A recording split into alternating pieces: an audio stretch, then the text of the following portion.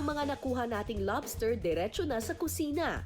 Hello mga kapuso, tuturuan ko po kayo kung paano magluto ng garlic buttered banagan. Sa isang kawali, tutunawin ang butter at saka igigisa ang bawang. Sunod itong titimplahan ng kaunting asukal at asin. Sunod na ilalagay ang lobster.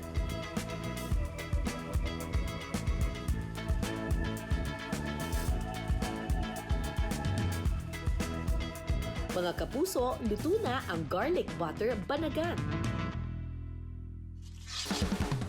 Bukod sa garlic butter banagan na luto sa lobster, mas pinasarap din daw ito kapag pininyahan. Maraming iba't ibang luto sa lobster. Pero dito sa Catanduanes, meron silang isang dish na nakakaintriga. Pininyahang lobster. Hi po Ate Manilin. Si Ate Manilin ang magtuturo sa atin kung paano magluto ng pininyahang lobster. Actually, masarap na to. Ito pa lang di ba? Ito mo. Para-paraan. Sige na ate, luto ka na. Dito lang ako. Alam mo, fresh na fresh siya, Tsaka, alam mong hindi siya na-overcook kasi ang bilis na matanggal dun sa buntot. Sa isang kawali, tutunawin ng margarine. At saka igigisa ang bawang at kamatis. Dito po kasi sa Catanduanes, pangkaraniwan lang sa kanila yung lobster. Siyempre sa atin sa syudad, di ba, parang ang mahal-mahal ng lobster. Dito, parang, di ba, pangkaraniwan lang sa inyo yan. Sunod na ilalagay ang oyster sauce, banagan, at pineapple chunks.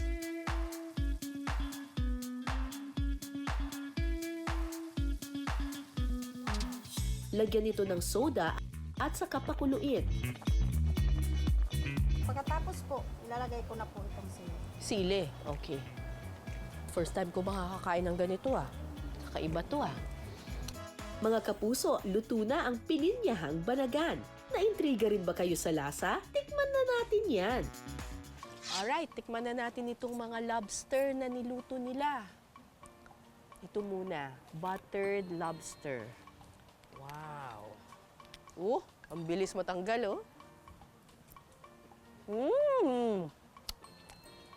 Sarap naman ito. Creamy, Sarap.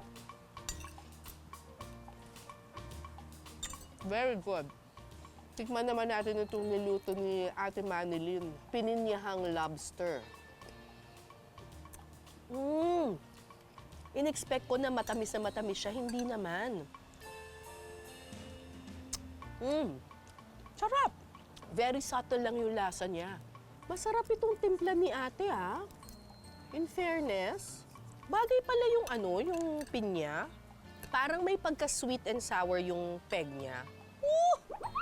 Lagyan ko nung sabaw, yung sauce niya.